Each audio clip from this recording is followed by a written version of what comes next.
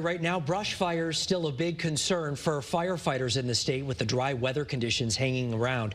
This video right here is pretty incredible. Look at this.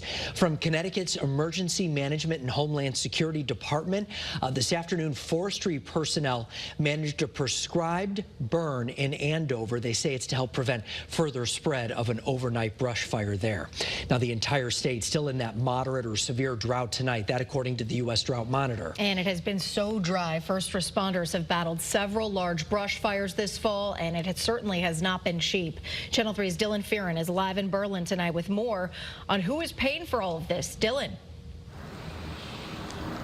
Well, Mark, Aaron, it took weeks to contain the Hawthorne fire here in Berlin. You think about all the resources that were needed to do so, crews from around the country, even Canada, helping us out here in Connecticut. And it turns out the final bill will be more than $1 million.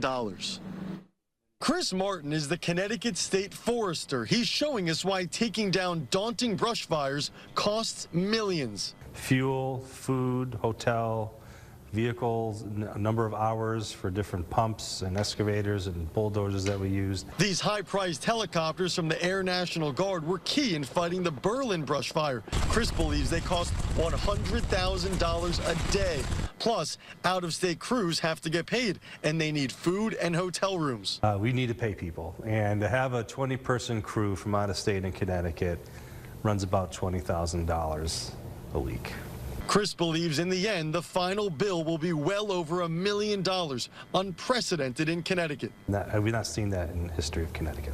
Mark Rusak believes it's worth every penny. He lives too close to the mountain for comfort and had a remarkable view of the chaos. He was able to look outside his condo and see the shocking fire. He believes it was less than a half-mile away. Our houses are all standing because of these people, and I understand it's expensive, but that's what you need to do in a disaster. But what's the cost of avoiding a Connecticut catastrophe?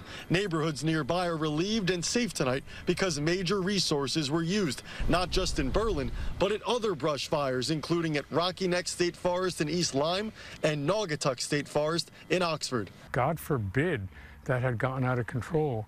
Would have cost a lot more money than that in the long run to really take this out. So they basically saved this entire neighborhood. It's an amazing amount of money for Connecticut to be spending on a fire.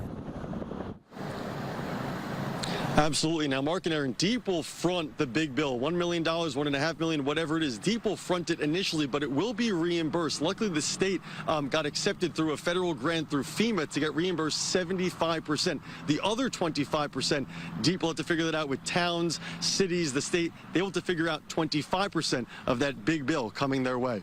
We're live in Berlin tonight. I'm Dylan Fearon, Channel 3 Eyewitness News.